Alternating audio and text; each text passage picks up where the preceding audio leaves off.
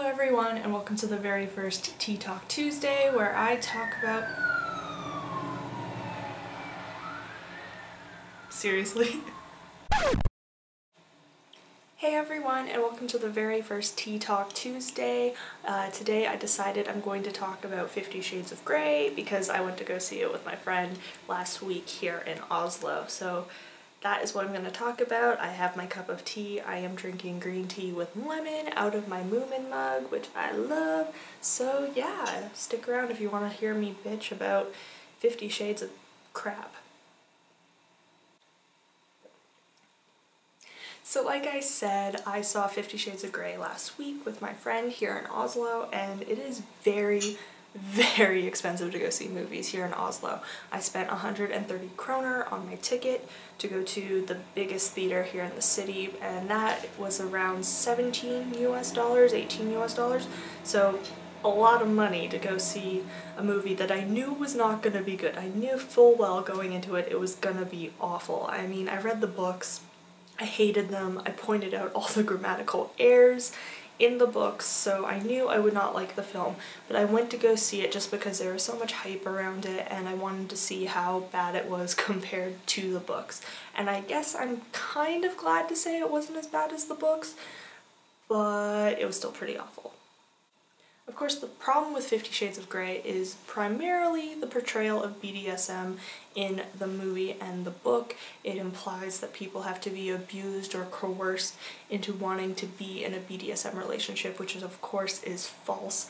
And I know so many people who've complained about that aspect of the film that I'm not even going to go into talking about it even more, especially considering the fact that there's so many other people out there who have more in-depth analysis of that aspect.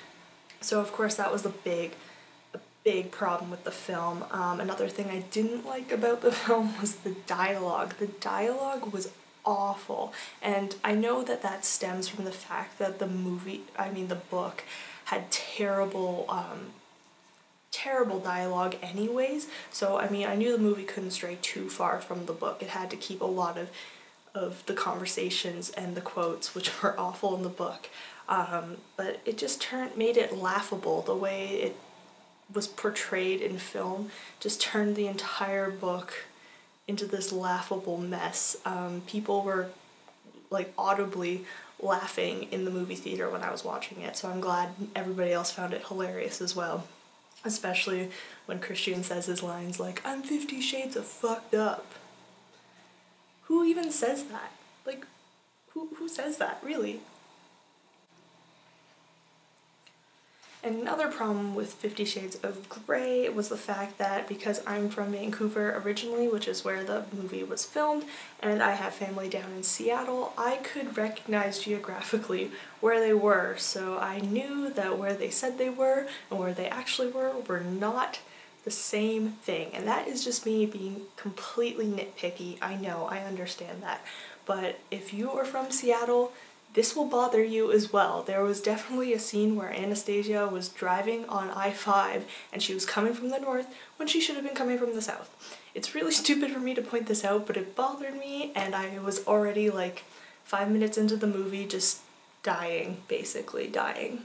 And everybody else around me was already starting to laugh, so yeah, it was quite the experience.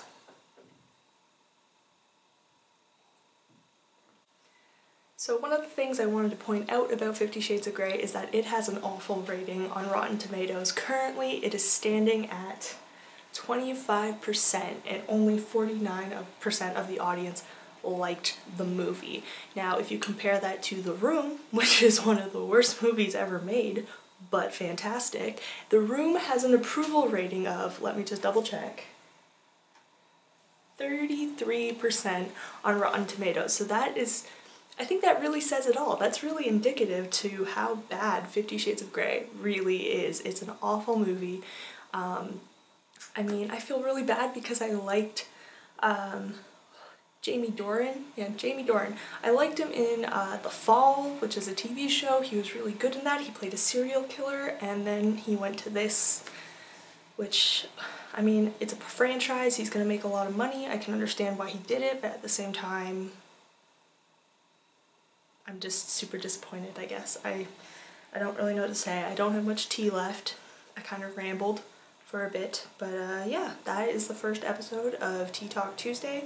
Let me know in the comments down below if you have any topic ideas or something you want me to talk about. I'll definitely consider it.